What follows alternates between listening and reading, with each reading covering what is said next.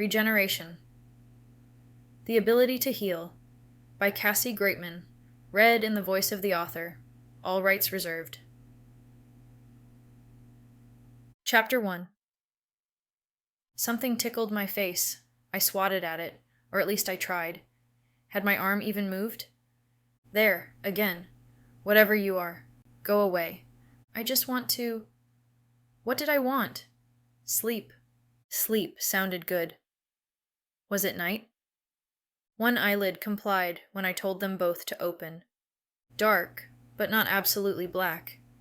Early morning or late evening. Hard to tell in the rain. I flexed my fingers. They moved, stiffly. But the rest of me remained immobile. I shoved down the terror, trying to flood up my chest. Why couldn't I move? What was going on? Trish, what have you gotten yourself into this time? I gurgled out a sound, but it was hardly audible. No one was going to hear that unless they were right beside me. I blinked the one working eyelid. Water dribbled in, and I groaned. A few blinks helped, and I rolled my eye around, trying to get my bearings. Outside, that much was obvious. Mist, trees, and a dark sky. That was it. I crushed the panic again, my heart thundering in my ears. I couldn't get in a good breath. How did I get here? And where is here? A voice, a man, a gun.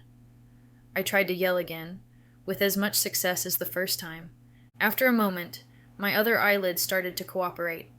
I blinked a few times, adjusting to both eyes working. Definitely a forest of some kind, but maintained. Cut grass, trim bushes, maybe a park. Last night I couldn't remember. I couldn't even remember what day it was. I swallowed, a knot catching in my throat and making me gag. My hand clenched into a fist involuntarily. Good. That was good. Focus on the positive. It had been evening, just getting dark. I was out here with someone. And then something tickled my face again. This time, I could see what it was. A small bush, leaning over me. I shoved it away, feeling returned to my arms and toes at the same time. I patted at my chest and sides to see if anything was wrong. The rain had me too wet to tell if there was any bleeding. Everything hurt, but in a general kind of way. I squinted up at the tree branches, shielding my face with a trembling hand, and looking for some type of landmark. The thick, nighttime gloom covered everything, making it difficult to see anything but trees. Lots of trees. I took a deep breath, trying to stop the quivering in my fingers by relaxing for a second. It didn't work. We'd gone out into the woods, and then... My body tried to bolt upright, but it didn't work. The guy had shot me. A deeper investigation, with a little better idea where to look, and I found the hole in my dress. What if he was still out here? A whimper escaped, but I managed to keep it quiet. I had to get moving. I had to get out of here. I planted my hands in the grass and pushed myself up into a semi-sitting position. Something popped and groaned behind me, and suddenly I was propped up by a huge tree root, dirt still crumbling and falling away from the wood. A shriek ripped out of my throat, this one much stronger than the feeble yell I'd managed earlier. I tipped over, unable to catch myself. The root did it for me, setting me back up. I slapped at it. The tree didn't seem to care. It didn't move again. Trees weren't supposed to move. I covered my face with my hands. It's okay. Mom said weird stuff would start happening to me. It's okay. It's okay. I rocked forward, barely registering that the rest of my body was starting to function. Shoot, too much noise. I looked over my shoulder, but the darkness blanketed everything. Fumbling around, I discovered I had no pockets, which meant no cell phone. That was bad. Really bad. Now what? I rubbed the back of my neck, willing my body to work, trying to come up with a plan. I couldn't think. Should I try to get someone's attention? Stupid. I always rolled my eyes at people in the movies, internally telling them not to get themselves noticed. Now I was thinking about doing it. Who would even be looking for me? Maybe Wade, but that was doubtful. My boyfriend knew. I could take care of myself. Usually. I shoved my trembling hands into my armpits, which were bare. I needed to get out of here, needed to find somewhere better to figure out what to do. Somewhere the guy didn't know where to find me. A shiver tingled through me. I really wasn't dressed for this in heels and a sequin dress? What was wrong with me? I hated dresses. Mushy leaves kicked over me, hid half my body. I brushed them off with one hand. What was all over my dress? Mud? I took a better look. Blood. Nearly hyperventilating, I patted at my body, looking for anything other than the bullet hole. Nothing. Legs, start working. My stomach growled, and I nearly retched at the level of hunger that punched me in the gut. Bending over, I hugged my stomach. I knew hungry, but this was extreme, even for me. I rolled over and pulled out a fistful of grass, pausing for just a second before stuffing it into my mouth. My crazy level of hunger was telling me I'd been doing some intense healing in the not-so-distant past, as in, bring me back from death's door levels of healing. Another shiver went through me. This one had nothing to do with the cold. Still not able to move well, I drug myself into some bushes. Whoever had shot me could come back. Or maybe they hadn't even left. I needed to get out of the open. It took almost a minute, and a whole lot of lawn, but the calories from the grass finally kicked in, enough for me to stagger to my feet. I stumbled toward a smaller tree, pulled off some leaves, and stuffed them into my mouth, nearly gagging as I tried to chew. They were dry and brittle, no doubt almost ready to fall, tasting like dirt. I forced as much of it down my throat as I could manage. Squinting through the gloom didn't make any light bulbs ding.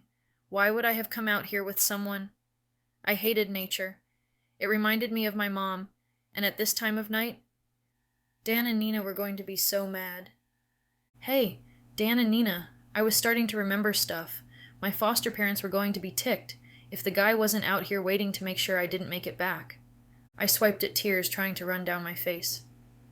This was not the time. I squared my shoulders. I couldn't die here. I expected to die alone someday, but it wasn't going to be today. Today, I would fight. Chapter 2. Picking a random direction, I hobbled forward in my heels, sliding around a little on the wet leaves. I tripped on a stick and went down. The mud I landed in sent the chill on my skin down into my bones. The shivers started coming faster. I struggled up and kept moving, smearing mud down my fancy dress when I tried to clean my hands. Not leaving a trail for the killer to follow in this muck would be impossible. At least I had an idea why I was here. Not here as in this spot, but here as in this situation. Mom had said strange things would start happening when I turned 16, but she hadn't mentioned me going all werewolf and showing up out in the middle of some forest with no memory of the last few hours. Okay, nix the werewolf. I still had my clothes on. Plus, I already knew what I was. The popping noise was back. I twisted to look behind me, nearly toppling over in my heels. The tree root that had come out of the ground to prop me up was gone. Totally gone. It's okay, I whispered to myself. Probably normal. It's okay. Weird stuff is supposed to start happening. Then shuffled away faster, looking over my shoulder. After about 10 steps, something tapped me on the shoulder. I whirled around, but no one was there. "Hello?" I squeaked out. No answer. The tap happened again. It was a branch. Like, just a normal tree branch. Or not normal, whatever. Once it knew it had my attention, it pointed back in the direction I'd come from. I looked. "You want me to go that way?" The branch just swayed in the wind, like any regular old branch sticking out abnormally far from its trunk. That was probably a yes, but the real question was, what were the tree's intentions? No thanks, I said, staying on my original route. It isn't safe back there. I'm trying to get away from someone. It tapped me on the shoulder again. I swatted it away. What's with you? I don't want to go that way. Are you even real? Maybe I'm unconscious. The tree branch wilted at my harsh tone. I almost felt bad. Almost. I stalked away faster, but only made it a few steps before something grabbed me around the waist. I yelped and struggled, but the grip just got stronger. My feet left the ground, and I went limp, making and discarding increasingly crazy plans in a split second. And then I was turned around and set back on my feet, the branch unwinding from around my body. I rubbed my arms to hide the freaked-out shivering. Fine. Have it your way, I muttered, and resumed my stalking, this time in the direction the tree had suggested. I nearly fell over 3 times because I was staring over my shoulder to make sure it didn't come at me again. The sky was getting darker, fast. Apparently the tree was satisfied by my decision, because it left me alone. Mom had mentioned that nature loved the Fae, but she hadn't ever brought this up. It was supposed to mean big gardens and stuff, not Narnia and living trees. Suddenly a vine grabbed me, stopping a scream trying to rip from my mouth by covering it tightly. I struggled, but it just tightened until I couldn't move. The tears I'd been holding back flowed freely. What do you want? No answer, of course. A second later, a shadow moved by. A person. A big person. My body went instantly limp, supported only by the vine. I stroked the vine a little, and it loosened. The thing had probably just saved my life. I was afraid to blink, afraid to lose sight of whoever it was, moving past me back toward where I'd woken up. No one with good intentions would be out here on a night like tonight. Slowly, like it was afraid I'd crumple to the ground, the vine loosened around me, letting me go. I patted it lightly in thanks, not wanting to say anything out loud that the shadow could hear. I took a deep breath, almost afraid to blink. Had that thing been human? Which was better, yes or no? The heels had to go. If I needed to run, I wouldn't be able to. I pulled them off and gripped them tightly in one hand. The farther I could get from this place the better, before that guy found out my body was gone. How long had it been since he'd shot me? At least an hour, judging from the darkness. Stupid rain. It was getting worse. I wiped the excess water off my face for the 50th time. At least the rain would hide the tear tracks. A rumbling sound pulled me from my thoughts. What was that? My heart clenched in my chest, and I cowered into the closest tree. A rivulet of water flowed down the hill ahead. The only way I could tell the difference between it and the rain was the fact that it was a yucky brown. Gross water splashed on the already soaked hem of my dress. The rumbling started again, this time even stronger, shaking the ground beneath my feet a little. No human could be causing that. It had better not be something crazy, like a dragon or whatever. I definitely wasn't equipped to handle that. A small wave of muckiness crested the hill and rained down into my face. I spewed water out of my mouth and gagged, the gross mix trickling into my lungs. I got the coughing fit under control, right before the rumbling started again, this time almost deafening in intensity. Oh crap. An enormous wall of water surged over the hill, washing me from my feet. I slammed into a tree and bit back a scream as I felt a rib crack. The water washed me off the tree and sent me head over heels down the embankment, shrieking like a banshee. I tumbled down the hill, my body crying in agony, before going into a free fall off the last hill and plunging into a large mass of water. Waking up after something like that is not pleasant. Don't get me wrong, it's better than not waking up at all. I just wish that whatever part of me decides it needs to wake up before I'm finished healing would keep its opinion to itself. At least my dress is getting clean. The thought floated through the fog in my brain. I shook my head, trying to get my bearings. Tough, considering I was underwater somewhere. I clenched my fists and closed my eyes for a second. Maybe this was a nightmare. Maybe it would all go away. I cracked open an eyelid. Nope. Don't breathe. It's okay. You're fine. Sure, I was fine. Sure. I was just underwater, that's all. I shoved the thought away and tried to blow out some bubbles. Nothing happened. No air in my lungs. I thrashed around for a second, looking for the surface, freaked out. The water was too clouded. I couldn't tell which way was up. Blinking seemed to help with the fogginess, and I came around enough to dodge some debris flowing downstream faster than I was. Who needed Disney World? Just jump in a creek and dodge some logs here. Add in some injuries just for fun. I gave an experimental kick toward where I hoped the surface was, but gasped in pain.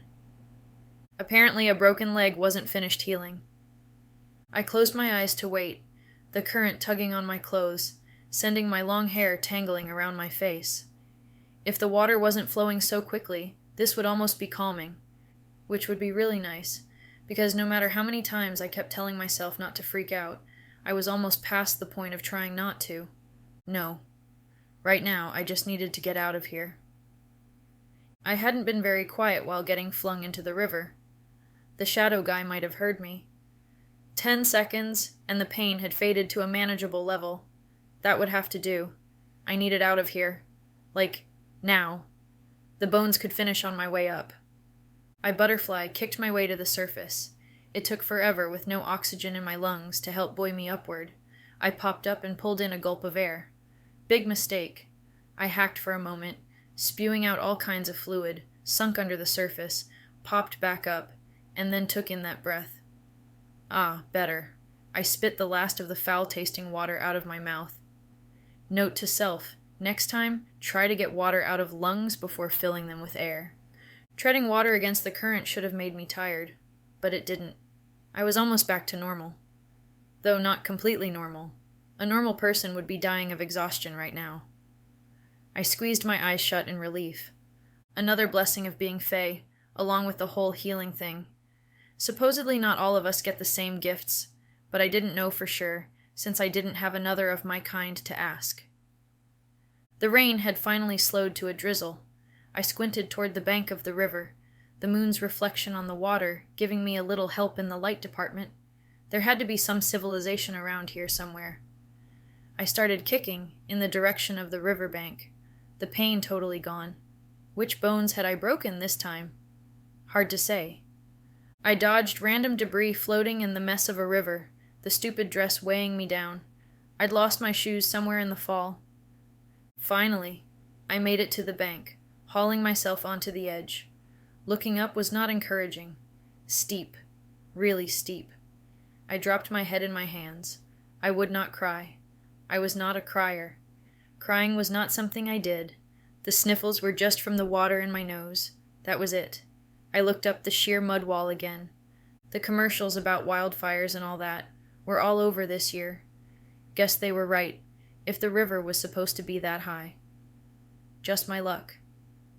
I took an experimental breath through my nose and didn't choke. At least that was getting better. Come on, Trisha. You can do this. Just pretend you're training with Mom. Sure. Like this was anything the same. Trying to climb the mud bank was like trying to scale a cliff covered in ice. It wasn't long before I had just as much mud on me as before I went through the rinse cycle on nature's washing machine. Further up, the base of the bank had eroded away, leaving an overhang up top. I turned left and crept along in the dark for a few feet before stopping. The lip only got worse in that direction. The right proved the same. It was okay. I could do this. What good were my gifts if I couldn't climb some stupid little hill? Digging my hands into the freezing, sticky mire, I started up what had to be 4 feet of mud-covered dirt.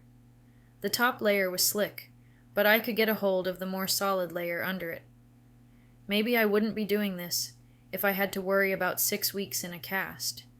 But since that wasn't a problem, all I could think of was how tired I was of being out here in the rain, and the fact that there might be someone following me, trying to kill me.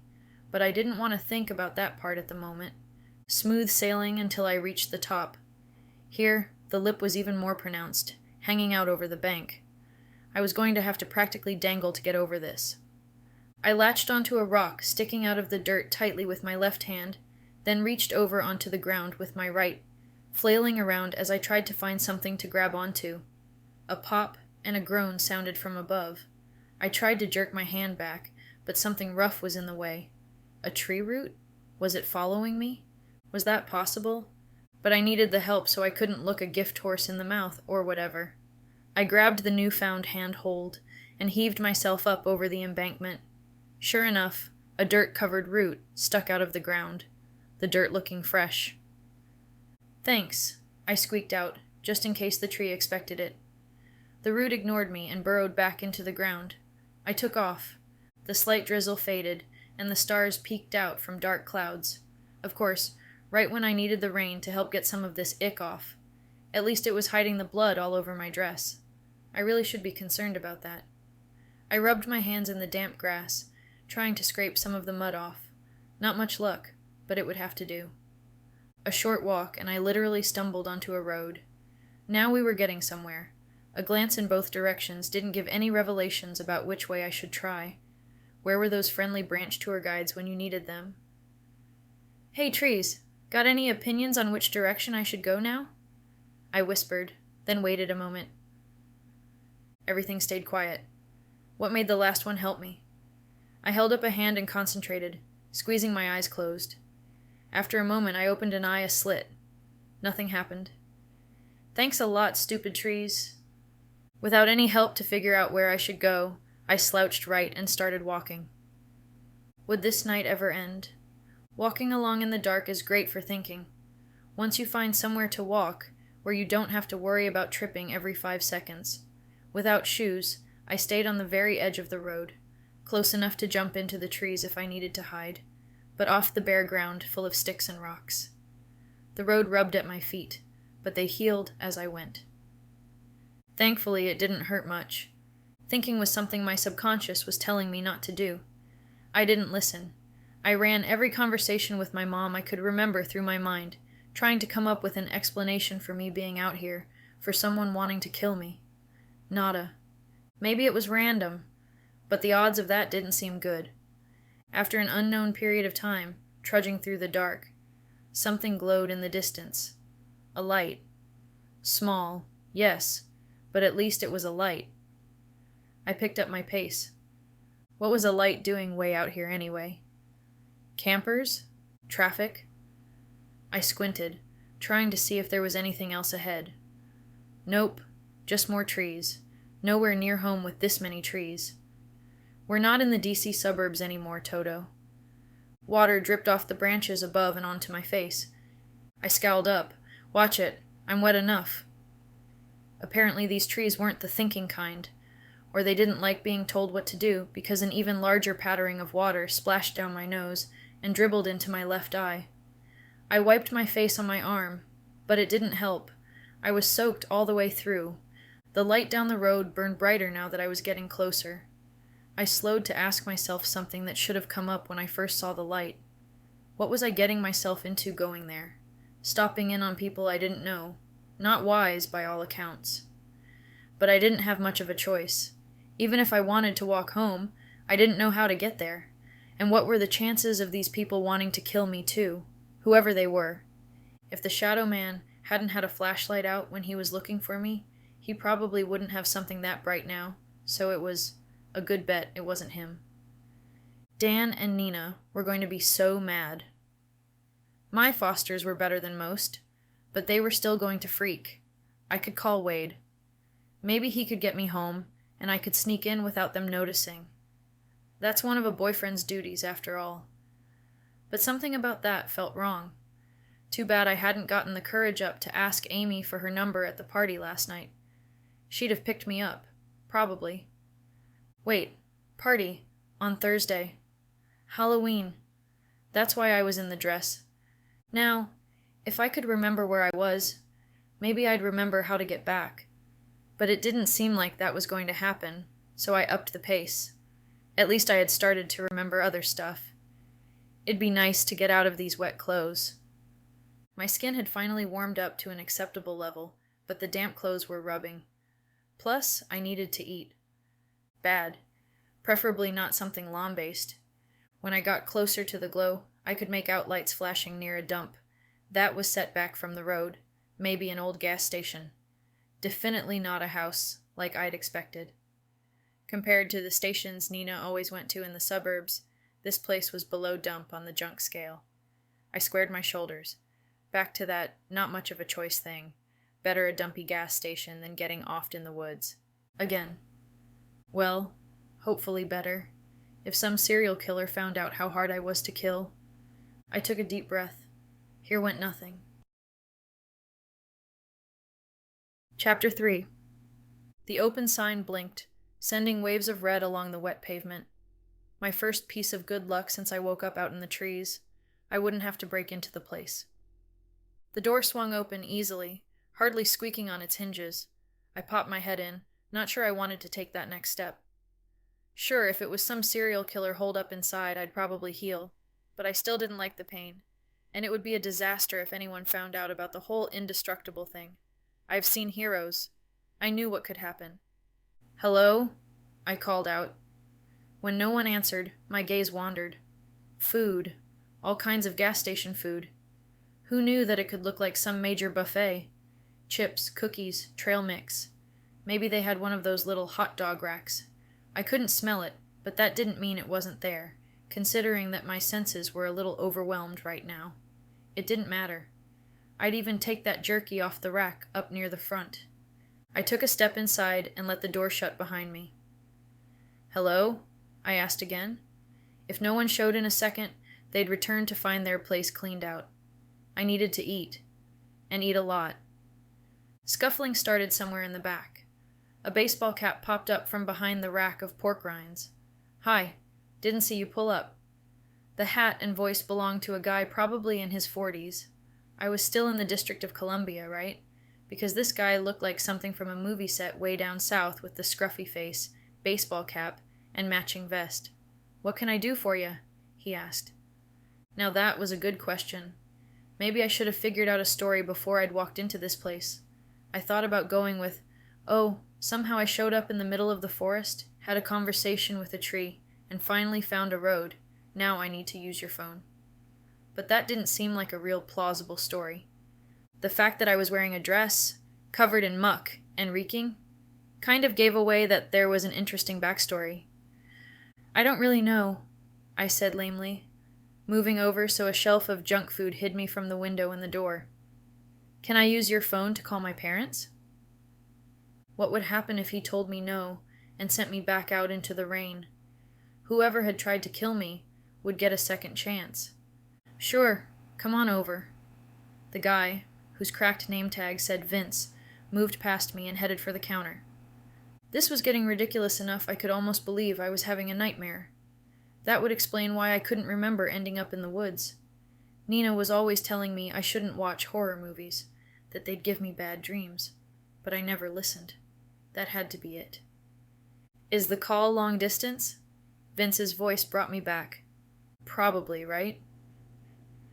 But I had no way of knowing since I didn't know where I was, and I didn't know anything about long distance anyway. I literally never used the home phone. "Yes?" It came out kind of weak, but oh well. Having my cell phone would be really nice right now. Where was it? Vince chewed on something for a second, staring me in the face. "Do you have a collect number?" No. Who's going to pay for the call then?" No answer for that. "Can I use your cell?" He stared at me for a second. "Don't have one." My mind raced through all kinds of terrible scenarios. My favorite involved me being stuck here until I died of starvation, Vince standing over my emaciated body and eating pork rinds in front of me because I didn't have the cash to pay for them. I don't know. I guess I could just stay here till morning, then walk. "Do you have somewhere I can sleep?" Vince's eyes bulged.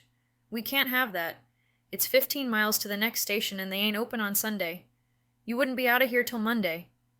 Sunday? This guy was obviously on something. It was Thursday. Oh well, it worked. He jerked an old phone from the wall and shoved it in my direction, cord trailing behind. "Thank you," I said, nearly ripping the phone out of his hand before he could change his mind. Would that shadow in the woods be willing to come out in public? Not that this was very public, but still. I didn't want to find out. Punching in the familiar number of Nina's cell, I looked out the door, straining to see anything in the night. Nothing. Hopefully Nina answered. I didn't want to take the chance of getting Dan by calling the home phone. Nina was definitely going to be the more understanding in this situation. The phone barely rang before someone picked up. "Hello?" The winded voice on the other end was hardly recognizable. Whoever it was needed to take a breath. "Nina?" I asked. Surely I hadn't dialed the wrong number. but Nina always sounded perfectly in control. Vince wouldn't be happy about 2 long-distance calls if I had misdialed. Trisha? Trish? Is that you? Where are you, honey? Good question. I probably should have found out before I dialed. It's me. Give me a second. I turned to Vince. Where are we exactly? Instead of bulging, this time Vince's eyes narrowed. I liked the bulging better. Much less strange looking. Not far from the entrance to Prince William Forest Park. Prince William Forest Park, I guess, I said into the phone, keeping my eyes on Vince. In Virginia? I had to hand it to Nina, though her voice rose a little. She was keeping herself nicely under control. Hopefully that continued, even after they made it out here to get me. Wait, Virginia? Just a second, honey. Her voice faded. No doubt she was conferring with Dan. I'd always hated it before when she'd called me honey, but for some reason, it didn't sound quite as bad right now. Dan says we can be to the park in 30 minutes. We were already out this way, showing your picture around. What happened? Heat blossomed in my chest. The first warmth I'd really felt since I'd woke up in the woods. They cared. For real. Sure, Nina had always said they did, but words were cheap. My mom had said she cared, and look how that ended up. Just tell them where you are. You can get your lecture later, Vince whispered loudly. Joplin Road. You're spending my money. Who was that? Nina asked. Apparently, Vince hadn't whispered quieter than her mom ears could hear. I can't talk about it right now, Nina, as soon as you get here. I promise. I squinted at Vince's name tag. Vince's Fill Up on Joplin Road. Another few seconds of conferring. It showed up on my phone. We can find that. Okay, see you soon. Vince was making hang-up motions. Man, this guy was serious about long distance. No, wait. Can't you just stay on the line? Do you have a number we can call you at? Nina sounded almost panicked. I paused, the thought of hanging up and losing my weak link to home and reality making my stomach roll. But there was Vince, looking even more grumpy. No, can't. See you soon. Please hurry. Chapter 4. Exactly 28 minutes after the phone call, Dan's black Mercedes pulled into Vince's. A small figure flung itself from the passenger seat and hurtled toward the station's door. Nina was only an inch taller than me, and probably wouldn't be for long. I'd never been so happy to see her short frame since, well, ever. Thanks, Vince, for everything, I called toward the back, where he was stocking shelves. Surprisingly, I meant it. He had been good to me, even breaking out a can of Pringles and a bottle of water after I'd gotten off the phone. It must have been the way I was devouring the shelves with my eyes that gave him the idea I might be hungry. He lifted a hand, then went back to stacking Hershey bars. Strange man, but I liked him now that he'd given me food. I barely made it out the door before Nina grabbed me, crushing me to her and ignoring the partially dried mud. I hissed. Apparently my ribs hadn't fully healed after that tumble. Or the gunshot. Whichever. That woman had a lot of strength for her size. Honey, I was so worried. What happened? Nina asked, moving her grip to my shoulders and leaning back to stare straight into my face. I don't want to talk about it, I muttered, mostly because I still had no idea what had happened, and I really wanted to get out of here. Now. Can we just go? Dan leaned over the passenger seat toward the rolled-down window, his face the proverbial storm. Did that boy do this to you? By the tone of Dan's voice, someone was about to get it. Hopefully that someone wasn't me. He hadn't. Of course he hadn't. The only boy Dan could be talking about was my boyfriend Wade, and he would never do this. A flash of a memory popped up. I'd left after a huge argument with the Fosters about Wade, leaving with him to head to that stupid Halloween party I didn't really want to go to. Now, this was embarrassing.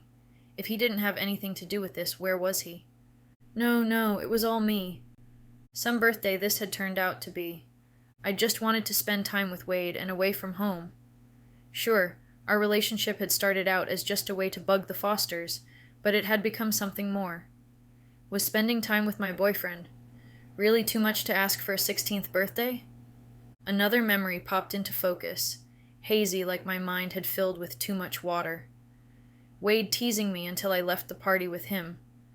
The memory continued with us stepping out on the trail, then far into the trees. This was getting weird. Hadn't we walked far enough? Especially in these stupid shoes. I told him I might get tired, even though I probably wouldn't. It takes a lot more than a hike to make me tired. His face changed, and he leaned in toward me, said something about being sorry, and pulled a gun. A gun. My spine went ramrod straight. Wade had been the one to shoot me. Trisha, I want an explanation. Dan's voice dragged me back. My palms were sweaty and my stomach rolling again. I looked beyond the car. Wade could still be out there, trying to find my body. Or worse, figured out my body was gone. What? I asked, still slightly dazed by the memory that had just hit me like a truck. The Fosters hadn't seemed to have noticed that I was about to have a meltdown, or they were just letting it go. I want to know what happened, Dan said. Uh-oh, that tone was not good. Later, Dan, Nina interjected. First, let's get her home and out of these clothes. Can we get out of here, please? I asked. Dan sighed from the driver's seat. Fine, but that's just delaying this conversation. We will have it. Hop in. Let's go get something to eat. You have to be hungry. I slid into the back seat, wincing at the streak of mud I left across the leather. I hated screwing up like this. The kids at school liked to tell me that Dan and Nina only took me in for the government money that came along with housing a foster kid. I figured that couldn't be true, or they would have sent me back. Maybe asked for an easier kid. No amount of money would have been worth dealing with me those first few months. Things were more settled now, but I still wasn't sure of their motives. Mom had warned me a long time ago about people, humans that knew about us and wanted proof. They'd do whatever it took to find it. And even if that wasn't the case with the Inzas, I could still end up back in a group home for bad behavior. I wouldn't blame them after this, but I would do anything in my power to keep that from happening. This was the best home I'd been in so far. A flash of movement outside the car caught my attention, sending my pulse skyrocketing. But it was only Vince, come to watch us leave. He wasn't as creepy as I'd first thought, and he'd given me food, making him a friend for life. Dan, can I have a 10? I asked. He looked at me like I was crazy. I nodded toward Vince. Ah, he muttered, grabbed his wallet and pulled out a 20. I'll give it to him. He got out of the car and walked toward the station. They man-talked for a minute, and then Dan came back and got in the driver's seat. I lifted a hand and waved goodbye to Vince. He did the same, then headed back into the store. He was probably just lonely, out here away from everyone. No wonder he was worried about the long-distance call. It wasn't like he had a line of customers, probably just tourists and rangers. Nina jumped into the front seat and started talking to Dan, sticking her hand in the back to pat my knee, like she was trying to reassure herself that I was okay. I would have felt bad if it had been my fault that she'd been worried, but it wasn't my fault, not really. It had been Wade. Why? I didn't buy some weirdo reason, and we'd been getting along really well. Like, seriously well. Like I might have even gone to prom just so I could show him off well. My heart thundered for a second, and I pushed the thought away. Later, when I was alone. Dan picked up his phone as he flipped on his turn signal and coasted onto the road. Nina, please let Lester know we found her. Just send him a message. He can call everyone else. Dan handed his cell to Nina. Lester. The social worker. Why had they called him? This wasn't the first time I'd run off for a couple of hours. I tuned out Nina's voice and strained to bring back the piece of memory that had gone through my mind. It wasn't cooperating. That wasn't totally a bad thing. My mind must have known I didn't really want to deal with it right now. But seriously, Wade? And a gun? What had happened? I started to hyperventilate again, doing my best to shove down the fear. I buried my face in my knees. Now was not the time to go over this. Not with Dan and Nina right here. We drove in sweet silence for a while. But by the way Dan kept looking at me in the rearview mirror, his expression full of concern and a hint of something else, that wouldn't last long. Every mile we put between us and the gas station, a vice holding my guts loosened just a little. Dan would keep me safe, even if Wade showed up. Tears leaked onto my ruined dress, but I kept the sobs inaudible. I hadn't even considered he would ever do something like this. How many times did he have the opportunity? Why had it happened now? "How did you get all the way out here?" Dan's later wasn't very much later. "Do we need to call the police, Trisha?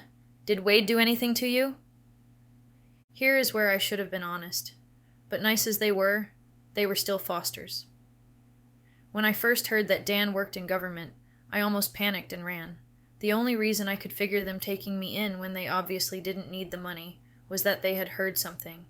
Maybe from one of the other kids at the home. Maybe someone had seen me heal. Luckily, I still had some scars from back before I healed so quickly. Maybe that threw them off. No, I wasn't getting them involved. If Wade had done something, I was going to figure it out on my own. No way I was going to leave him to do it to anyone else. To someone who wouldn't pop back from almost dead. Or dead even. How far gone had I been? I shivered, but blamed it on still being chilled. The heat blasting out of the vents wasn't nearly enough. I was alone. I twisted the truth, my gut churning at the deception. As Faye, I couldn't lie. Not like I had a strong conscience or anything. But none of us could. I couldn't lie, but finding ways around the truth came naturally after growing up in the home. Problem was, I was growing a conscience about it since the Inzas took me in and seemed to actually care what went on in my life. "Then what happened?" Nina asked as she stared into my soul, her brown eyes sad. "Some people I thought were my friends weren't." True. I'd thought Wade was a friend, a great friend. The first real friend I'd had, other than my mom. My real mom. Sure, I'd been close with some of the other kids at the home, but they were in and out. Every time I got close to one, they were moved on. Wade had seemed to understand me, even without knowing all the Faye stuff. Somehow he'd always known what I was thinking. Dan looked back at me, his blue eyes harder than Nina's. "It didn't have anything to do with us fighting about Wade before you disappeared, did it?" I rubbed my arms with my hands, trying to get some of the warmth back. "No, nothing to do with that." Memory flashed. I screamed something at Dan and ran from the house, slamming the door behind me. I winced. Was that how I always sounded? So we'd fought. I'd called Wade. He showed up acting like my knight in shining armor and offered to take me away to that party I'd been back and forth about going to. Then he shot me and left me for dead. I patted for a wound again, now that I didn't have to worry about being shot from behind. Nothing. I fought back a wave of nausea. Some prince he'd turned out to be. The real question was why. Wasn't there supposed to be motive or something? We were getting along great. I'd thought things were getting serious. It had been over a year since we'd met. That was serious in teenager time. I rubbed at my eyes. No way was I going to cry again. That idiot was going to be sorry. Who did that to a person they were supposed to care about? I probed at my chest and found the bullet hole in my dress. Thankfully, the mud had covered that along with the blood. The conversation was still going on in the front seat, but I wasn't listening anymore. Dan didn't sound thrilled, though. Nina squeezed Dan's arm. It seemed to calm him. Good thing she was here. I settled into the heated seat and closed my eyes. Healing always exhausted me, and I'd done more of it in the last few hours than I'd done these last few months combined. Maybe last few years. The darkness outside didn't help me with the exhaustion. I cracked an eye open and looked at the clock on the dashboard. 1:26 a.m. No wonder Vince's was empty. "How long was I gone?" I asked, keeping my eyes closed. It went quiet up front. I cracked an eye open, enough to see Nina, who looked like she might cry. "Since we passed midnight, it's Sunday, Trish," Dan answered. "You were gone 2 full days." I sat up. 2 days? No way. How close to dead had Wade left me? I caught my teeth grinding and had to tell my mouth to stop, letting myself go limp again. Healing didn't normally take that long. My memory was still hazy. Had I spent that whole time lying out in the woods? What if a bear had found me? There were bears in the woods, right? Or a hiker. I might have ended up on an autopsy table. Or worse, in the ground. I clenched my teeth again. Now was not the time. I wasn't going to figure anything out right now. Relax. Calm down. Dan and Nina would keep me safe. I settled back into the warmth of the seat, literally telling my muscles to relax. Everything was going to be okay now. The adults in the front went back to their conversation. The heat made me sleepy, even through the hunger pains. I half listened to the voices up front, just in case something they said would jog a memory, but it was getting more and more difficult to stay awake. The trees drifted by outside in the dark, nearly mesmerizing. My mind fought hard, trying to figure out what had happened, but my body won, and I drifted off into sleep.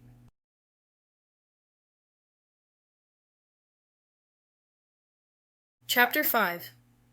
I have only hazy memories of getting myself from the car to my room, where I fell into bed without even a shower.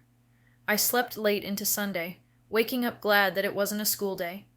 Not that Nina would have made me go, but the school thought I was enough of a troublemaker, as it was. No need to miss any more days. I groaned as I tried to pull myself out of bed, body still exhausted. I could put off being tired for an indefinite period, up until I slowed down. Then it hit me like a freight train. Dirt broke off of my hair and plunked down from my shoulder to the floor. Renewed groans burst forth when I glimpsed myself in the mirror. I didn't normally care what I looked like, but this was enough to make even me cringe. My normally light brown hair was almost gray from mud. Nina had tried to get me to shower last night, but I wouldn't listen, too tired to even think about it. The pajamas I wore were clean, but that was it. I looked like an aborigine going hunting. Wait a second. I leaned in closer to the mirror. Was that? Yes, a zit. You, my first one ever. Regenerating skin didn't get zits. Unless it had dirt over it all night, apparently. Grabbing my towel, I rushed for the bathroom. The water never seemed to take so long to get warm before. I stripped and jumped in while it was still cool, not learning any patience, even after all I'd been through the last few days. Finally, it started to get hot. Ah, wonderful warm water. I cranked the hot handle on even more. I would never take hot water for granted again. After nearly turning myself into a prune, I hopped out and towel dried, making a quick check for fresh scars. A small puckered scab on my chest. I touched it. No pain. I pushed. Still nothing. Fully healed. The scab would fall off, and I probably wouldn't even have a scar. I turned around and looked at my back in the mirror. Nothing. No exit wound. Was the bullet still in there?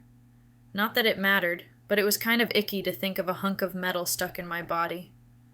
Hopefully it had worked its way out. It was just going to have to stay there if it was still inside me. No good way of getting it out, and I couldn't exactly ask for help. I grabbed my dirty pajamas off the floor. I owed Nina at least that, and headed back to my room. I shut the door behind me, locking it before heading to the closet for some clean clothes. Nina always kept everything perfect. I tossed my once clean PJs at the hamper and missed.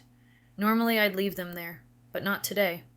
I picked them up and stuffed them into the hamper on top of my other junk. Strange that there were still clothes in there. Nina always did laundry on Saturday. I couldn't imagine her not going about her routine, even if I was missing. In fact, I hadn't heard anything from downstairs. Had they gone to church without me? Suddenly desperate, hoping they were worried enough about me to stay home, and yet telling myself I was being stupid, I threw on the closest pieces of clothing and ran for the stairs. Is everything okay? I grabbed my chest, heart nearly popping out. Dan. He had stuck his head around the wall that separated the living room from the kitchen. Yes, sorry, I mumbled. They were here. I should have known they would be. Even if I didn't understand why, they cared. Okay. He didn't look convinced, but he didn't push it. Hungry? Nina has breakfast almost ready. As if on cue, my stomach let out an embarrassing squeal. Dan lifted a dark eyebrow and smiled. Sure, it was a strained smile, but at least it was a smile. Let's get that taken care of. I followed him into the kitchen, the smell of everything bagels and melted Velveeta cheese hitting me like someone had tossed a brick.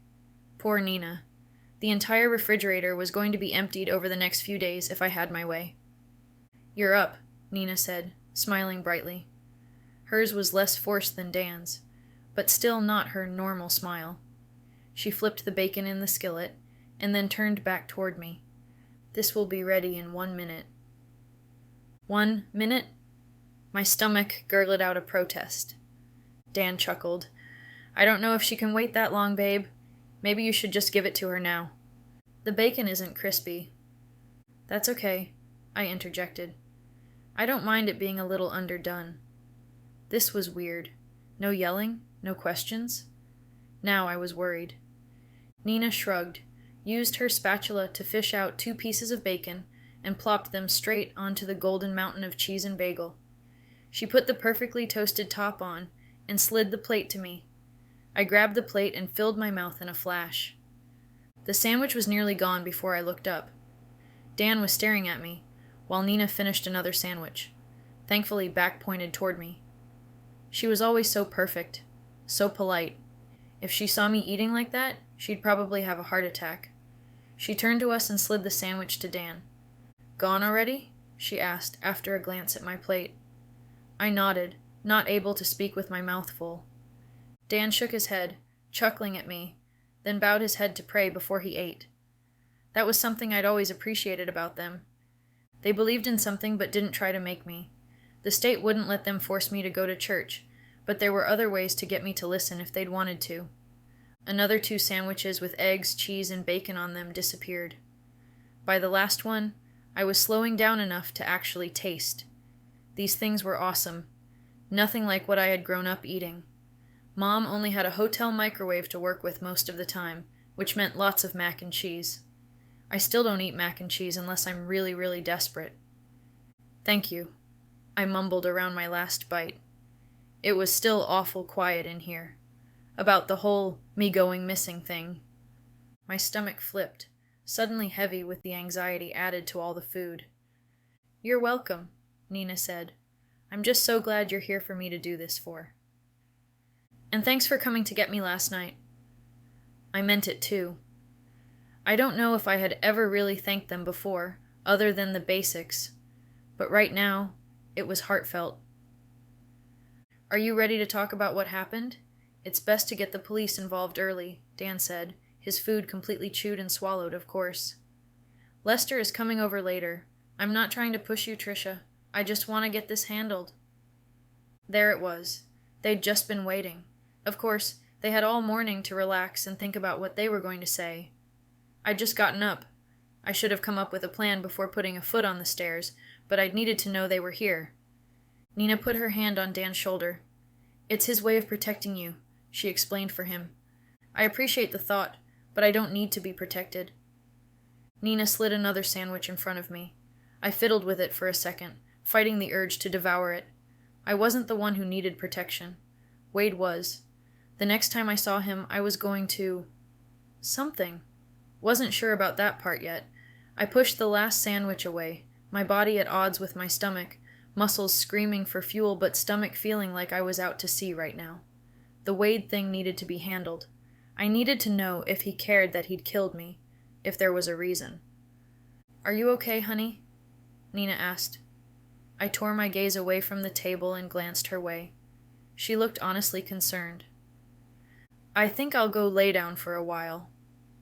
I shoved my chair away from the table, keeping my eyes pointed toward the floor so I didn't have to see Dan and Nina's worried expressions. "Are you feeling okay?" Dan asked. I nodded, but headed for the stairs. Maybe we should have taken her to the ER, just to make sure nothing's wrong, I heard Dan say to Nina behind me.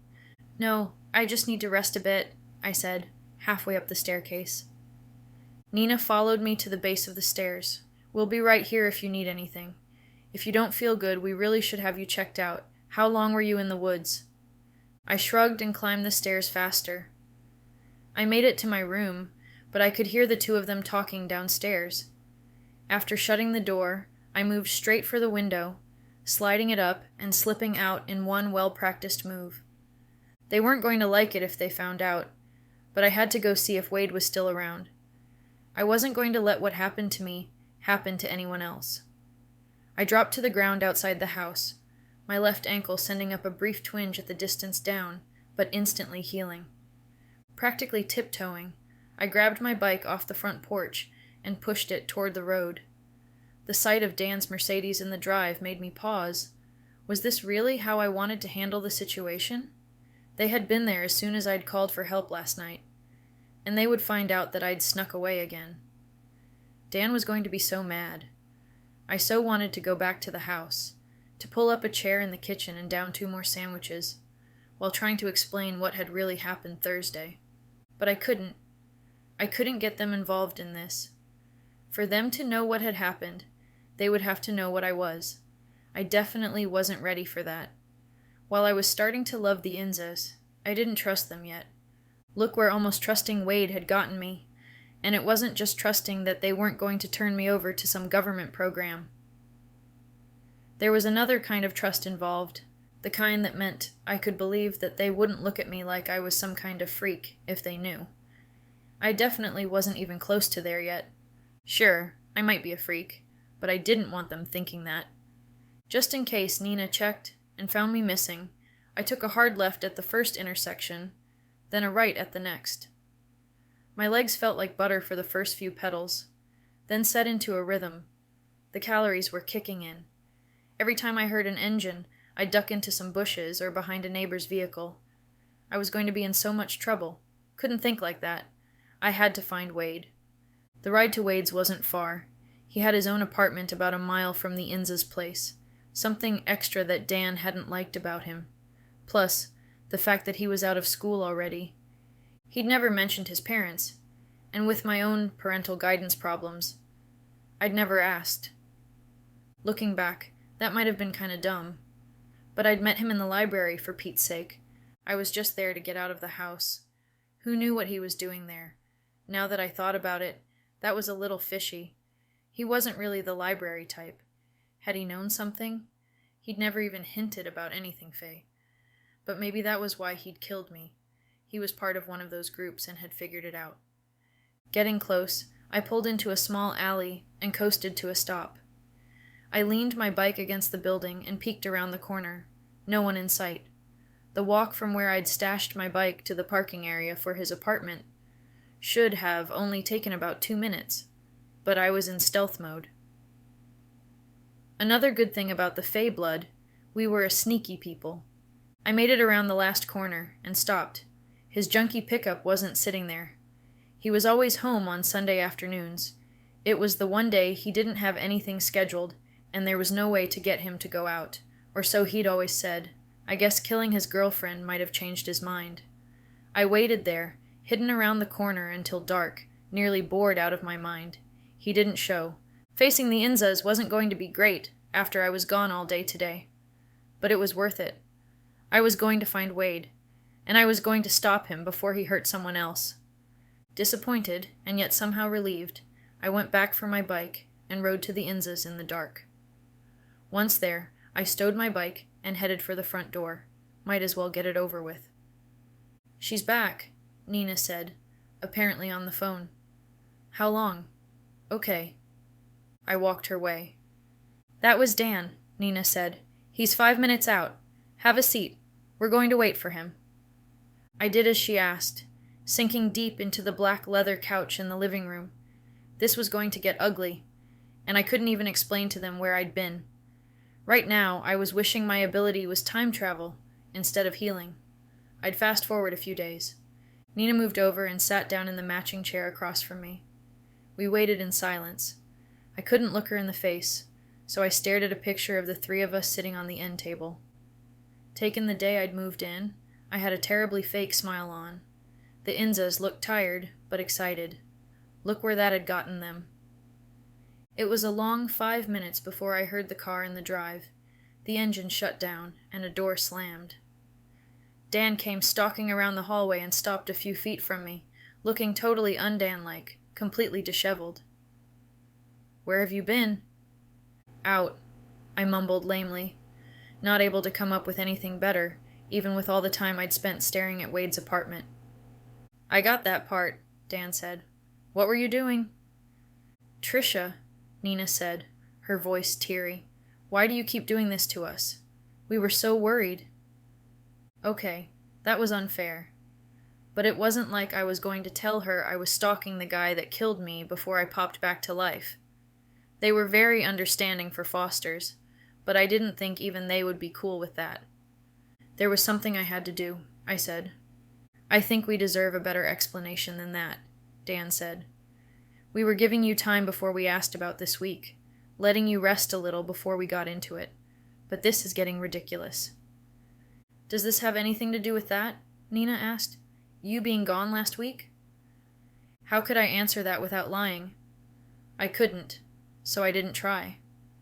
I stared at the floor, making sure not to let Nina make eye contact.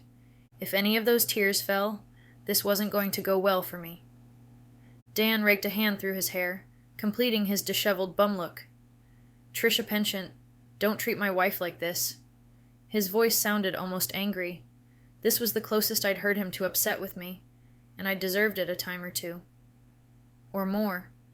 I turned toward him, ready to let him have it with both barrels, just to hide the fact that I didn't like that he was upset.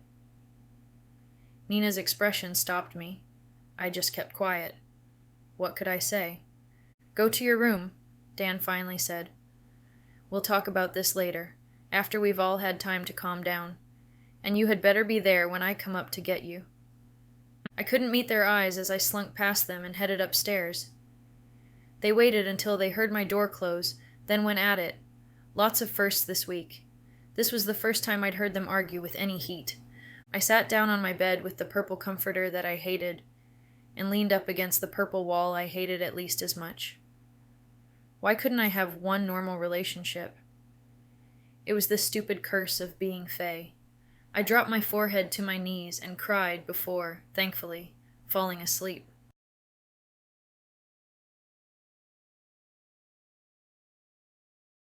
Chapter 6.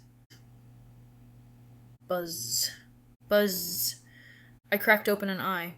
What was that? Whatever it was, I was going to kill it, no questions asked. I rolled over and looked at the clock. 7 a.m. Today was Monday, right? Shoot, school. I popped up in bed and made a wild grab for my phone to shut off the alarm. It wasn't on the bedstand.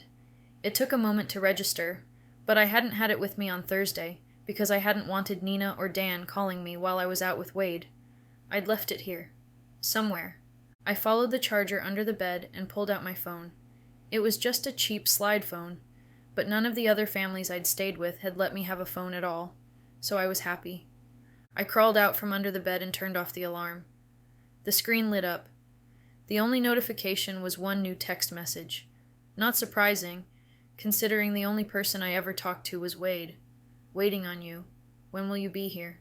His normal no-caps texting, right before I met him to go to that stupid party. That little... Wait until I found him. I crushed down the pain trying to bubble up. I still hadn't decided what to do after that. One problem at a time. A quick shower, and I headed downstairs. The smell of pancakes met me halfway to the kitchen. My stomach rumbled, announcing it wanted at least 5 pancakes. After not eating most of yesterday, it deserved 7. "Good morning," Nina said from her usual spot in front of the stove. That was it? No freak out? "Morning," I answered, moving in from the hallway. "Good morning, Trisha." I pinched my lips together in a superhuman effort to smother a groan. That voice. Lester. No reason to ask why he was here. That didn't help the slight feeling of betrayal. I ignored him. Dan glanced up from his plate, leaning back in his chair. Have an explanation for last night? Or for the days before that? There it was. Straight into it because Lester was here.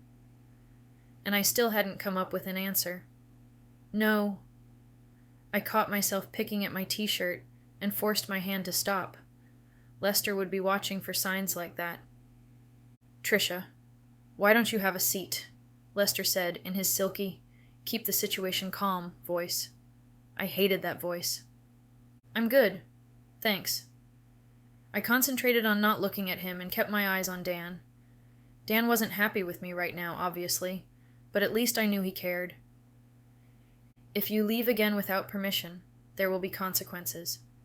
As it is, you're grounded, Dan said.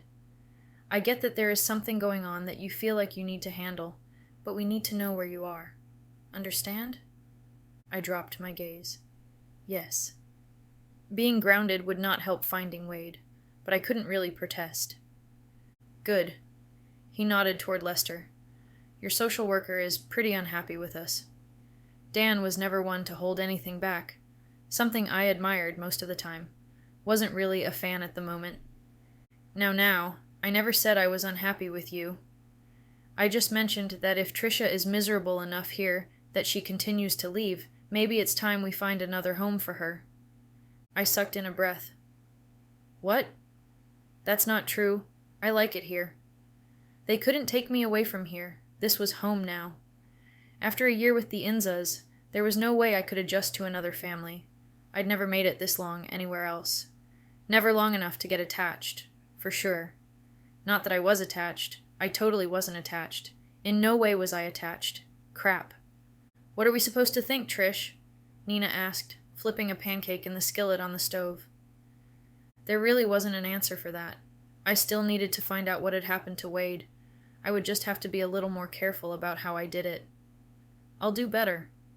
I had to be careful how I worded it, so I didn't get stuck not being able to do any sneaking. That no lying thing was a pain. Dan didn't look very convinced. He lifted an eyebrow. Good. He turned to Lester. Good enough for you? Yes, unless it happens again. We can't have wards of the state running around wild. Maybe it's time to think about sending her to a therapist. A therapist? Nina asked, turning from her pancakes. What good would that do? It would allow her to get some of her feelings out, maybe make her feel like she didn't have to run. It could be very beneficial. I turned pleading eyes on Dan. A therapist could be so bad. I might say something that would give me away, even if I was being careful. And if I just went in there and didn't say anything, they might think something was even more wrong than it was. I think we should skip on that for now, Dan said, seeing my face.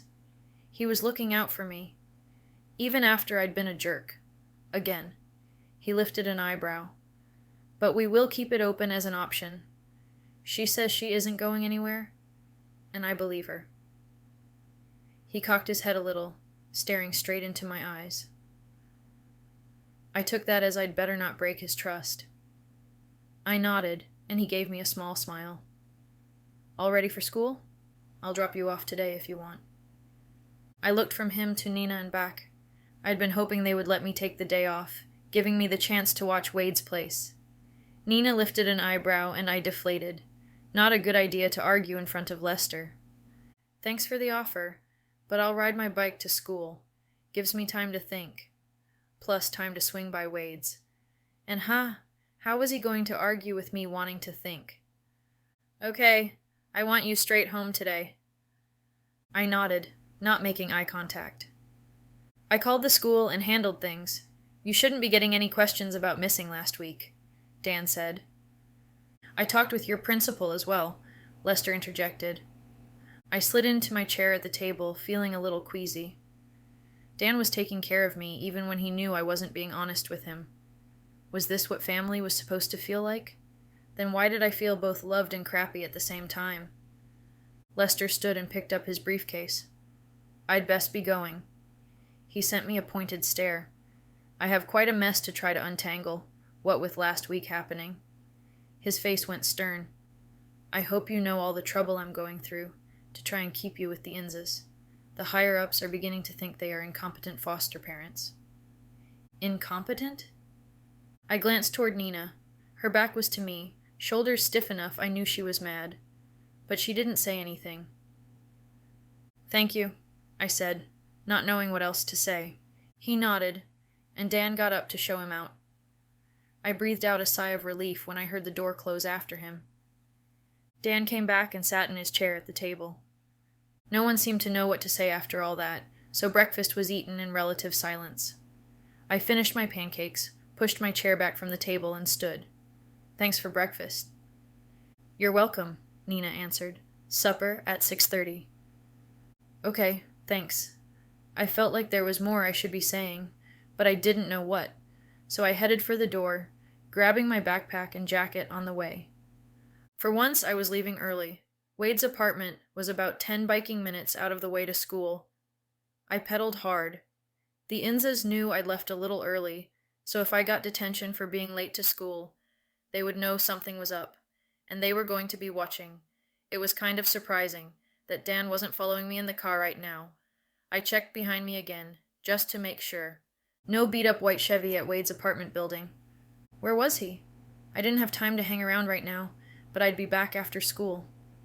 Ugh, school. I started pedaling again, trying to ignore where I was going, and all the stories said Fae were cruel. What about the public school system? Didn't that count as torture? Why couldn't I have been homeschooled? Probably because Nina knew me too well. 15 minutes and I was pulling up on the school grounds. I locked my bike to the closest bike stand and headed for the front door. I barely made it inside when I heard a voice. There you are. Rissa, a girl I saw in class sometimes but didn't know at all, was power walking in my direction. Rissa, a girl I saw in class sometimes but didn't know at all, was power walking in my direction. I looked around to see who she was talking to, but there wasn't anyone else close. She came at me with arms wide open like I was about to get a hug. I wiggled around to avoid it. She didn't seem to notice, just kept talking. We all heard about you going missing Thursday night, and were terribly worried. Oh, great. If this girl knew, everyone knew. I looked behind her to the kids milling around. No one I really talked to. But then, I didn't really know anyone here. I never let myself. I'd talked with Amy for like 10 minutes at the party, but I didn't see her here with half the rest of the school. They all looked terribly worried. Not. No need to worry anymore. I'm fine. I gave her a fake smile and pushed past her toward my first classroom. I was not going to get detention. That would mean no checking up on Wade's apartment on the way home. Passing my locker, I made it to Mrs. Hemp's lit class just in time to slide into my seat before the bell rang. It must not have been the first ring, because she closed the door before it was done echoing. She got started enthusiastically, like always, and I drifted off into my thoughts. It wasn't long before the bell rang again, and I was through the first class of my day. Trisha, I'd like to talk with you, Mrs. Hemp said, as I tried to slip past her. I sighed and nodded. Had she noticed I wasn't paying attention today? What other reason could she have to talk with me? Not about missing Friday, hopefully. Dan had said he'd handled that. After the other kids drifted slowly out, their curiosity practically seeping from their skin, Mrs. Hemp shut the door behind them. Are you okay? Having just gotten myself prepared for some type of lecture, her kind tone knocked me off guard. I heard about you being gone over the weekend and was worried. Your parents even let some of us from the school join in the search. Fosters, I said out of habit. They had failed to mention that little fact to me. I'm fine, thanks. Is that it? Her face full of concern, Mrs. Hemp nodded. If you ever need anything, just ask. How about some help tracking down a murderer, or attempted murderer, or whatever? No? Okay then, she couldn't help me. I shook my head and waited a second. When she didn't add anything, I slipped out the door. I went to my locker to switch out books. Something caught my attention out of the corner of my eye, but by the time I looked over, there was nothing but other students. Whatever. Just still jumpy after being followed around in the woods. Wade wouldn't come here looking for me. I still hadn't figured out why he'd done it in the first place. But even if that had been him in the woods and he'd found out my body was gone, he wouldn't come to school. I tightened my hands around my notebook. Keep telling yourself that, Penchant. Hey, Trisha, a bright voice called, pulling me gladly from my not-so-happy thoughts. Gladly, until I saw it was one of the popular girls. Hey, Heather. I kept it short and sweet. Hopefully she'd just keep walking. You okay? she asked after a second.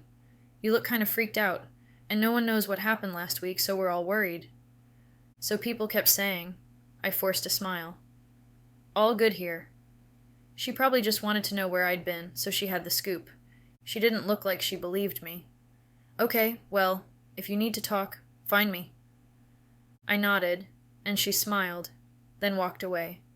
It was going to be a long day. 2 classes later, and it was finally time for lunch. Lunch and I had a love-hate relationship. Not for the obvious reason that I didn't have anyone to sit with, but because I love to eat. There's the love and the hate part. Eating was awesome, but with this many kids, people were bound to notice if I consumed as much as I'd like to. So I usually ended up leaving still hungry, better than calling attention to myself.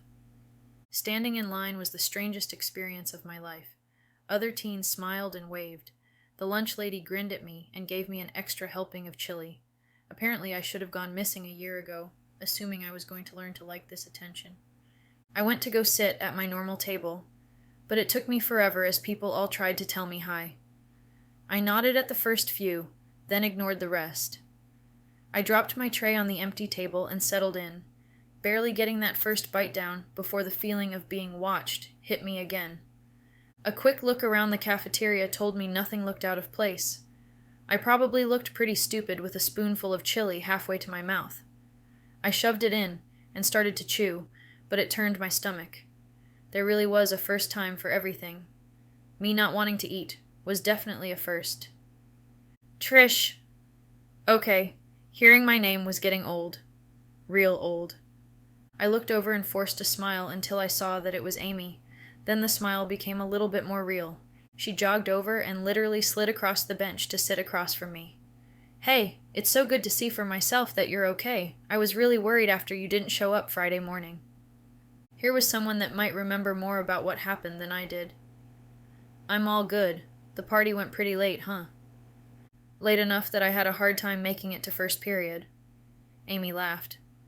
"But you left early. How was Wade's surprise?" "Ha, quite a surprise." "Interesting," I said, deflecting. The bell rang, first warning. I hadn't hardly touched my food, but I didn't really feel like eating anyway. "Oh, gotta go. Maybe you can tell me about it some other time?" Amy smiled, then took off without waiting for an answer. "Not likely," I muttered. I took another couple bites just out of principle, but the rest of my lunch ended up in the trash. The rest of the day pretty much followed the precedent the morning had set. I watched the time slowly tick by until I held my breath while the last minute disappeared on the clock. The final bell rang, and I was off like a shot. People I barely knew called greetings to me as I ran down the hallway and out the front door to my bike. Were they always this nice, and I just hadn't noticed? Surely if they hated me as much as I'd thought, they would have been glad I went missing. The eerie feeling that someone was watching me hadn't showed up since the lunchroom. I hoped it stayed that way. But it didn't matter. Wade had to be back to his apartment by now. Time to end this. Chapter 7. I pedaled hard to get to Wade's apartment as fast as possible. I needed enough time to check things out and get back before Nina started to worry. I really didn't need Dan driving around looking for me again. If Wade's truck still wasn't there, I was breaking in. I screeched to a halt in the alley, propped my bike against a wall, and snuck around to check the parking lot. His truck still wasn't here. Had he ran after that night in the forest? Time for me to find out. I crept toward the door that led to the stairway to his apartment until I felt it. I looked around, wildly, not seeing anything out of place. It had been bad enough at school, surrounded by people, but here it was enough to make the fear from Sunday morning thrum through my veins, making me want to puke. "Miss Penchant?" The small voice behind me nearly scared me out of my jeans. I whirled around to face the owner of the voice and came eye to top of bald head with a small older guy. I looked down into his watery greenish eyes, almost hidden by a bulbous nose. I crossed my arms in front of my chest, sure my heart beating this hard had to be visible. Should I admit that was my name? Who was this guy? "What's it to you?" "Please drop the attitude, Miss Penchant. I'm here to offer you a job." My face hardened into that expression that Nina called the block, arms tightening even more. I didn't apply for any jobs. No, but you are certainly qualified. Willingly or not, you will be coming with me and hearing what we have to offer. He tilted his head, the sun reflecting off the giant bald patch on top. Oh, really? I snarled. Is it you that's been following me all day? And just how are you going to drag me off in the middle of an apartment complex with no one noticing? The dwarf sighed, loosening his red tie with one hand. I was hoping it wouldn't come to this. If you insist on continuing to be rude, we will have no choice but to do this the hard way. I raised an eyebrow in challenge, tensing up a little. No way this pipsqueak was making me go anywhere. Wade was a big guy, and he'd had a hard time getting me down. Wade. Coincidence that this guy found me outside Wade's apartment? I didn't think so. Curiosity was definitely one of my weaknesses, but I wasn't ready to die twice in 1 week. Though, this could be my only chance to go after Wade. And what would it hurt to just see what the guy had to offer? If he tried to take me into a building or whatever, I could reevaluate. With an absolutely serene expression, the dwarf lifted his wrist to his mouth. Snatches go, he said, hopefully talking into something. If not, he was even more nuts than I'd first thought. What were the chances this was connected to last week and ending up in the woods? Almost no doubt. No, wait, I'll go with you. As you wish. The dwarf moved his wrist back up to his mouth. Cancel the last order. Subject has agreed to come of her own volition. He put his arm down and looked at me, not blinking. Please follow me. He took off around the building, moving fast for the length of his legs. I ran after him. I caught up when he paused at a brick wall in a secluded alley. As soon as we locked eyes, he stepped into the wall. Literally. The wall moved around him and he disappeared. Great. So much for being in a public place. I had a feeling he wasn't just going to leave me alone if I didn't follow. What happened if he tracked me down and confronted me in front of Dan or Nina? Not going to happen. Better to just get this over with right now. Plus the guy was starting to tick me off. Did he really have to be so rude? I closed my eyes and jumped through the wall. It felt really weird, like the time I fell in quicksand at Yellowstone, before Mom dropped me at the home. It held me out for a second more, then snapped me forward and spit me out, nearly sending me sprawling across the floor. The dwarf was waiting for me on the other side, backlit by cool blue lights floating along chiseled stone walls. Stay close, he said and bustled away. Where are we? I asked, shuffling along in the sandy footing. Now is not the time for questions. Let me get the pleasantries out of the way, even if you don't seem to be a pleasant person. The dwarf spun around and faced me, then went into a deep bow. I am Mr. Kumat. A giggle tried to escape. How did he take himself seriously? I held it in and gave him a polite smile. Nice to meet you. I dropped the smile. Now where are we? I'd been asking that question too much lately. Mr. Kumat snorted at me, no doubt considering how rude I was being. We are in one of the tunnels. He turned and continued down the tunnel, apparently expecting me to follow. What tunnels? I asked, staying only a couple steps behind him. You can't just say one of the tunnels and expect me to know what that means.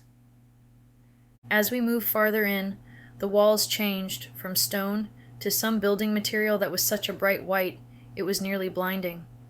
The walls themselves seemed to be the source of the only light in the hallway, now that we were past the entrance and the little floating lights were gone.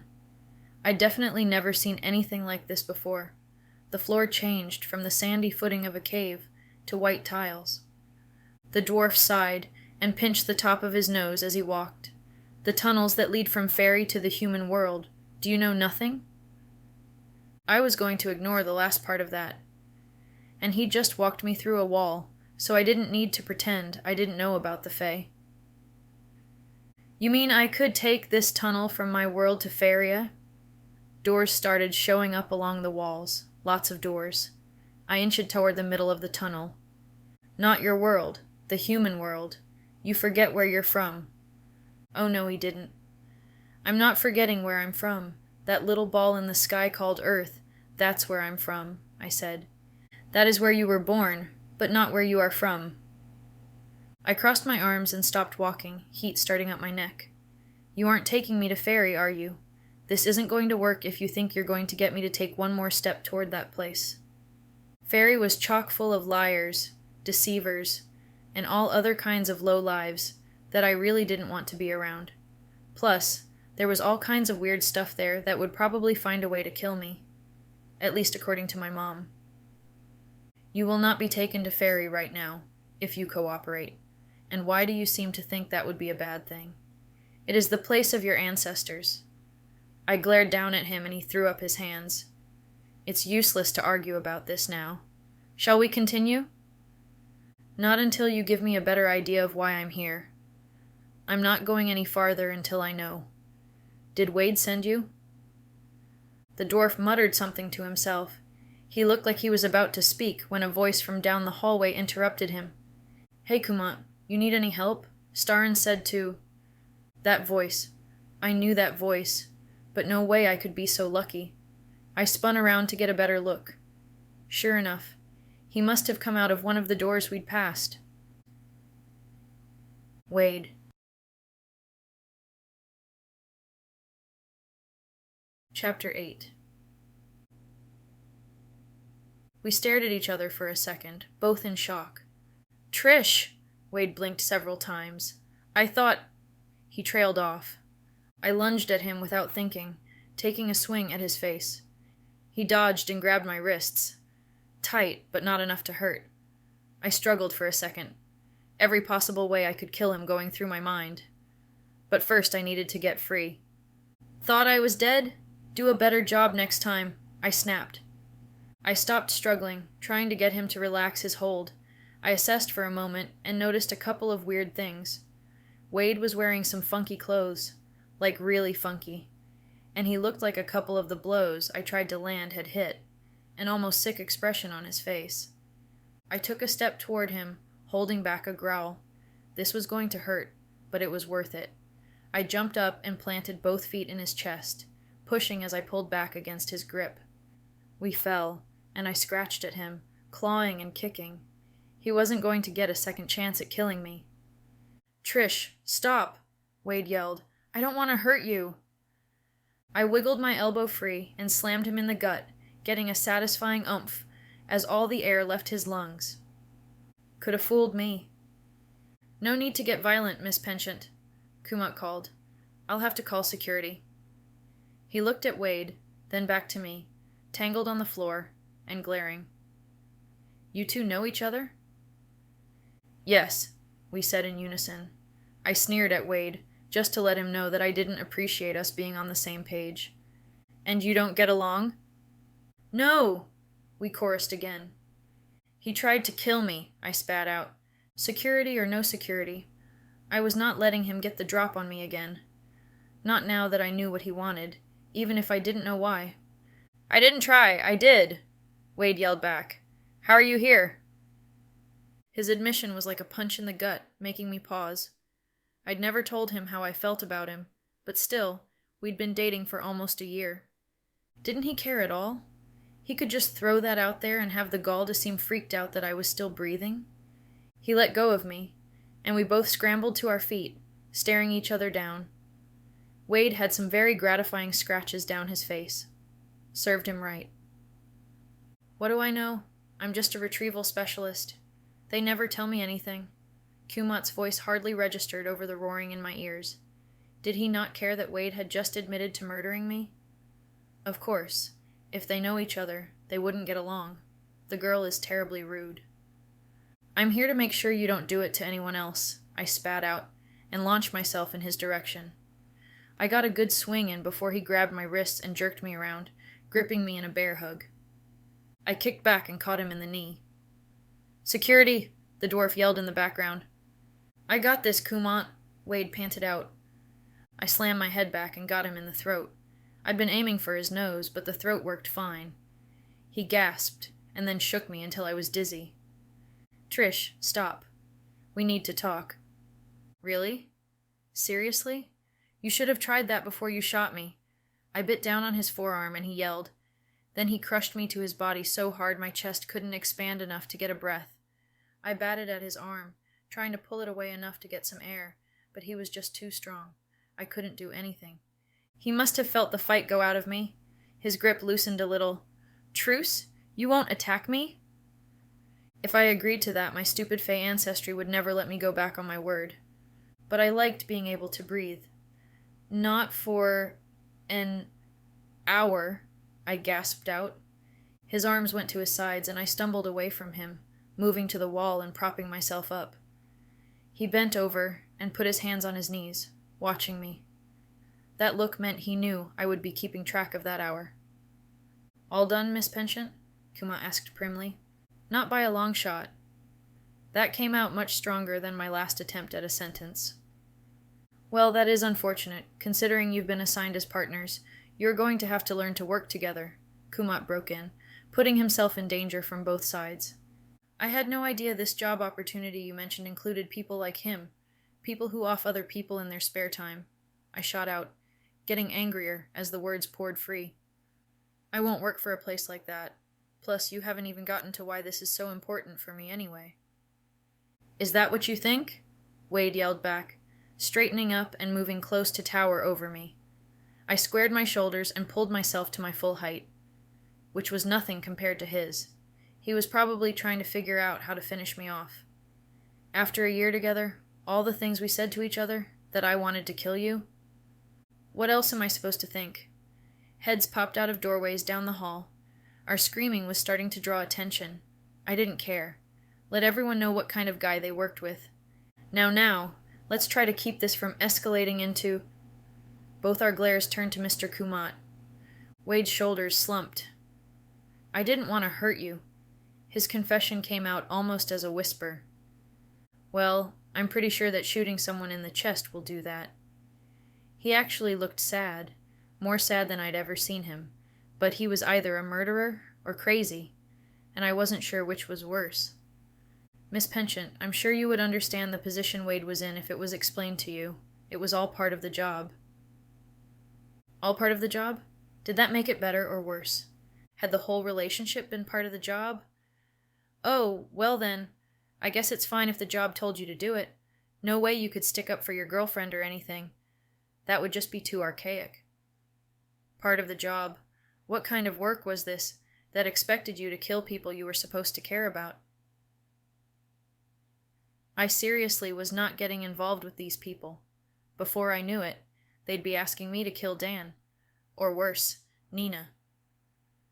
I wouldn't have done it if you hadn't been Fae. He was back to yelling. This was a whole new side of him. I'd never seen him angry. Everything I knew about him was probably wrong. You were supposed to go to Faerie if something like that happened, just like everyone else. Okay. Now I was really confused. So confused I couldn't even be angry for a minute. He didn't just say Fae, did he? Because he really wasn't supposed to know about that. What? What's a Fae? He gave me a look that said he totally knew I was bluffing. When one of the Fae dies on Earth, they are sent back to Faerie. In extreme cases, we use it to get criminals back, or in your case, sent home for evaluation.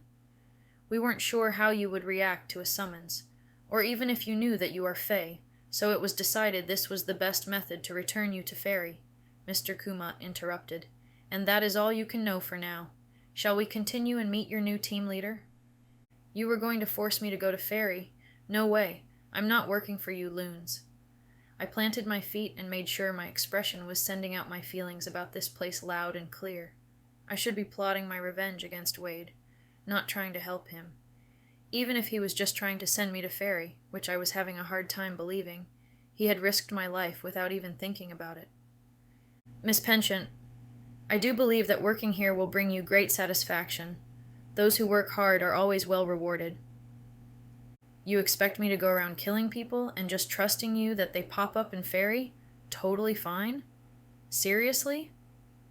Wade at least should have known I wouldn't go for this. But then, he had looked surprised to see me.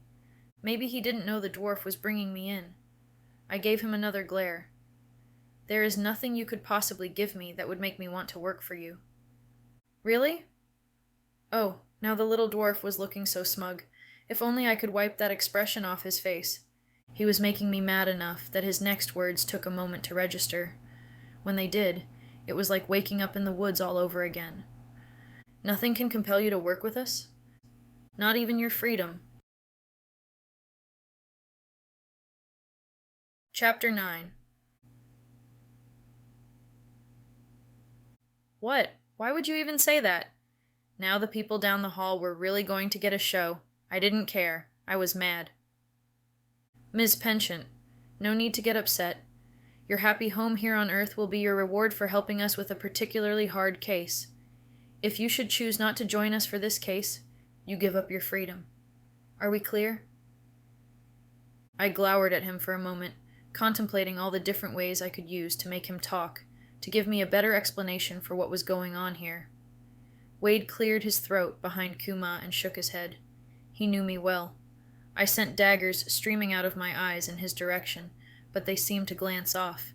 He didn't even look offended. After the shock of seeing me alive had faded, he went back to his normal, cool, reserved self. Fine. Two could play that game. Give up my freedom how? Whose child are you? Kumat asked, sounding exasperated. Didn't they teach you anything about protocol? I crossed my arms in front of my chest and deepened my glare. No doubt my mom had been on the run for a reason. It wasn't like people did that for fun, which meant there was no way I was telling him who my mom was. Kumat sighed. I suppose that if they didn't take the time to teach you manners, I should not expect you to know anything else. All Fae children born in the human world are supposed to return to Faerie when they come of age, to be trained in the ways of the Fae. Living on Earth without being trained is strictly forbidden. If you have been living here without permission, you have been violating the law, and you will be imprisoned if you refuse to work for us. You are not on any of our lists, therefore we assume you were not returned? It sounded like a question, but he already knew the answer. Was that why Mom had always kept us on the run, never living in one place longer than a month? Was she trying to keep me away from these people? She'd never had anything good to say about Faerie. A cold feeling, strangely like fear, started in the pit of my stomach. I kept my face impassive.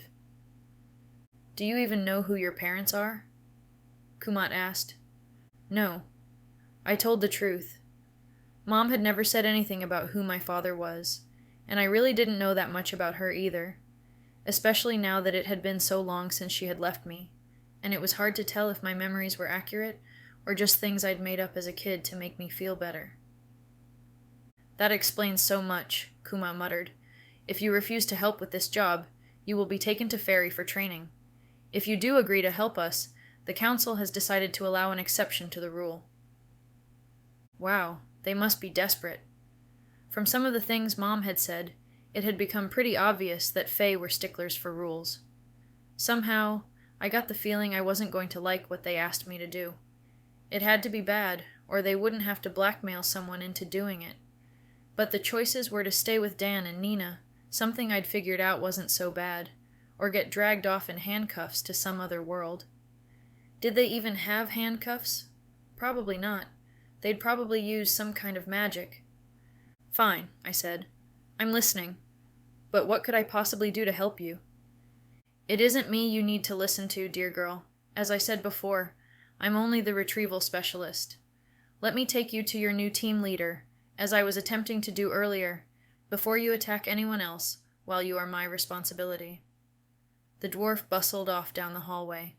Wade motioned for me to walk ahead of him, but I shook my head. No way that guy was going to be at my back. Now that he knew I wasn't so easy to kill, I wasn't taking any chances, even if the dwarf had said they needed me. With a roll of his green eyes, Wade went off ahead of me. What I wouldn't give for a weapon right now. He'd already proved I couldn't do a thing against him without one. He was a brave man, looking the other direction. I wanted to ask him what his ability was, what Faerie was like, a million Fae-related questions, but all of that would require talking to him. And then there were the more personal questions, like if he'd felt any regret at all when he pulled the trigger. Had everything we'd had been fake? I wasn't following this dwarf because of the job. I was just giving myself time to think about how to get to Wade. After I took care of that problem, I'd figure out what to do about the taken away from the Fosters problem. I hadn't really thought about what I would do with Wade when I found him, but now a solution had presented itself. If something happened to him, he would just appear in Faerie. Hopefully that meant he couldn't come back, but I still hadn't murdered him. Murdered him all the way, at least. Each door up the white hallway slammed shut as we got close. It was like we were walking down one of those funhouse hallways, the end never getting any closer, doors stretching on forever. I never got a good look at anyone in any of the rooms. It was like they didn't want me to see them. The absolute pristine white of the hallway started to make my eyes hurt. Kumat led us past several more doors, before choosing one that looked exactly like the rest. He pulled it open and bowed at the waist. "After you." Wade waited a second, like he thought I would go in first, then snorted and stepped through the doorway when I planted my feet. After he was all the way through, I took a breath and followed. Chapter 10. I got about halfway into the room before I couldn't hold it in anymore. "Where is this guy?" I asked. "I need to get back home before Nina calls out the cavalry again." And she would too. I'd lose my happy home if it happened again, whether I helped these people or not. "I am the one you need to speak with," a smooth voice answered from the other side of the room. It belonged to a girl who, at first glance, looked about my age. After a moment, though, I found it harder to guess how old she was. Something about her whispered she'd been around a while. Fae, so hard to tell. She could be 100 just as easily as the 20 or so she looked like. The room was nearly bare, and even more blindingly white than the hallway, if possible. The girl was wearing white too, making her blend in. Some Jedi robe outfit. Awesome boots that made me so jealous peeked out under this side of the desk she was behind.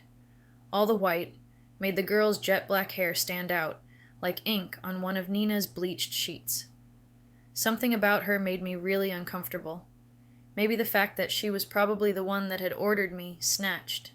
She glanced up from her paperwork, her face showing her utter disdain for the entire situation. "My name is Starren." She nodded toward 2 chairs, exactly like the one she was sitting in. "Sit."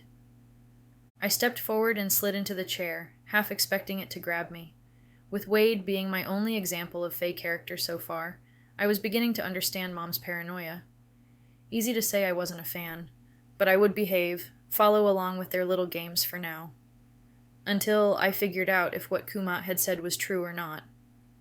"Mr. Kumat, you are dismissed," Starren said. "Job well done." So maybe the rudeness was reserved just for me. The dwarf bowed to the girl behind the desk. "Thank you, milady." Milady? Was she some kind of royalty, or was that normal? Mom, why don't I know any of this stuff? You taught me all kinds of things about the Fae, but nothing relevant. At least relevant, as far as I could tell. I waited while the dwarf left. Starren didn't say anything until the door clicked behind him. A great retriever, but a terrible gossip. That's why, when he complains that we don't tell him anything, he's telling the truth. "What do you guys want from me?" I asked, not even trying to find a polite way to get it out there. The sooner we got done in here, the sooner I could get out, and the better chance I had of not being sent back to the group home because Dan thought I was being an idiot. Starren raised an eyebrow. She turned to Wade. "Are you sure she's Fae? She's too direct." "True. I got that from the humans in my life. Fae were all tricks and games. Like Wade, which reminded me how mad I was at him right now. I turned a heated look toward Wade, who had taken the seat beside me. He raised his hands as if to say no contest. He knew what I was thinking. "I don't really consider myself one of your kind," I said. "Your services will only be forced for one job." Starren ignored my comment. "After it is complete, you will be able to choose if you wish to continue working for us, or to be left alone in peace. One retrieval, and you will be free." "And clarify why I would trust you. You sure changed your mind quick. 1 week having me murdered, and the next asking me to help you go after someone else. I really wanted to avoid getting caught up with these guys if at all possible." They were bad news, always. I had a feeling that was why Mom left Faerie in the first place. Starren winced. About that. Most Fae's powers don't manifest until the day after their 18th birthday. According to your paperwork with the homes you've been at, you aren't there yet.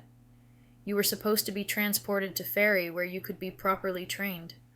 No one intended for you to die. How long have you been regenerating? Because you were unregistered, we don't know who your parents are, and therefore don't have a good guess at your abilities. Do you have any other talents? Wouldn't you like to know? I said. But me too, actually. I wasn't supposed to start healing until 18. I'd started years ago. Trish, cut the crap, Wade mumbled. Not here. I ignored him, keeping my gaze on Starren. She seemed totally unfazed by my lack of cooperation. We suspected as much, Starren said. We weren't even sure that you were Fae. One of our trackers noticed something odd when he was doing a sweep and discovered you. Wade was sent to investigate. Once we knew that you were indeed Fae, he was forced to act. Forced? I sent him a glare to tell him I didn't believe it for a second. After our superiors heard of your ability, they decided to bring you in on this job. We are prepared to make you a deal. You obviously did not go back to Faerie. The court frowns on this, Starren said. In normal circumstances, we would be taking you there now, with or without your consent. So, she was a backstabber like Wade. Good to know. And this situation could become a whole lot more serious than I'd thought. Also good to know. If you help us complete this job, Starren continued, you will be left here where you wish to be. Otherwise, you will be collected for training. I checked to see if she looked like she was trying to pull something. She did not. I'd better at least listen to what this job entailed. Otherwise, my life as I knew it was over.